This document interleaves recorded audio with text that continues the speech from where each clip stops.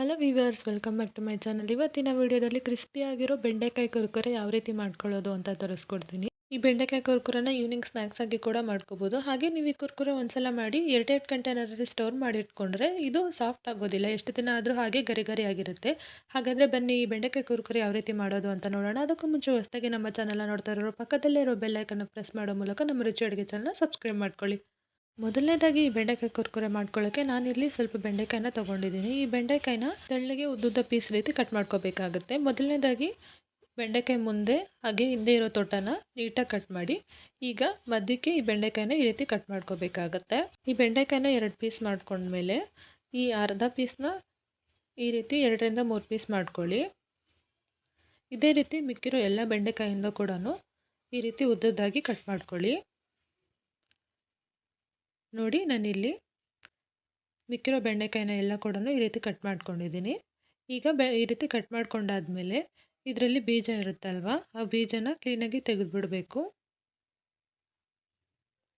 ಈ ರೀತಿ ಎಲ್ಲ ಬೆಂಡೆಕಾಯಿನೂ ಕೂಡ ಬೀಜ ತೆಗೆದು ಇಟ್ಕೊಳ್ಳಿ. ನಾನು ಈಗ ಈ ರೀತಿ ಬೀಜ ತೆಗೆದಿರೋ ಬೆಂಡೆಕಾಯಿನ ಒಂದು ಬಟ್ಲಿಗೆ ಹಾಕ್ಕೊಂಡಿದ್ದೀನಿ. ಈಗ ಇದಕ್ಕೆ 1-2 ಟೇಬಲ್ ಸ್ಪೂನಷ್ಟು ಅಕ್ಕಿ ಹಿಟ್ಟು ಹಾಕ್ಕೊತಾ ಇದ್ದೀನಿ. ಹಾಗೆ 1 ಟೇಬಲ್ ಸ್ಪೂನಷ್ಟು ಕಡಲೆ ಹಿಟ್ಟು, ಹಾಗೆ ಒಂದು ಅರ್ಧ ಟೇಬಲ್ ಸ್ಪೂನಷ್ಟು ಕಾರ್ನ್ಫ್ಲೋರು, ಹಾಗೆ ರುಚಿಗೆ ತಕ್ಕಷ್ಟು ಉಪ್ಪು, ಹಾಗೆ 1 ಟೇಬಲ್ ಸ್ಪೂನಷ್ಟು ಖಾರದ ಪುಡಿ, ಹಾಗೆ ಅರ್ಧ ಟೇಬಲ್ ಸ್ಪೂನಷ್ಟು ಗರಂ ಮಸಾಲ, ಒಂದು ಅರ್ಧ ಟೇಬಲ್ ಸ್ಪೂನಷ್ಟು ಶುಂಠಿ ಬೆಳ್ಳುಳ್ಳಿ ಪೇಸ್ಟ್ ಹಾಕ್ಕೊಂಡಿದ್ದೀನಿ.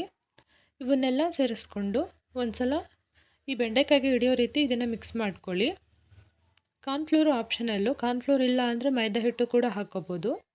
ಈಗ ಒಂದು ಸಲ ಈ ರೀತಿ ಮಿಕ್ಸ್ ಮಾಡಾದಮೇಲೆ ಇದಕ್ಕೆ ಸ್ವಲ್ಪ 1 ಟೇಬಲ್ ಸ್ಪೂನಷ್ಟು ನೀರು ಸೇರಿಸ್ಕೊಂಡು ಇದನ್ನು ಮಿಕ್ಸ್ ಮಾಡ್ಕೋಬೇಕಾಗತ್ತೆ.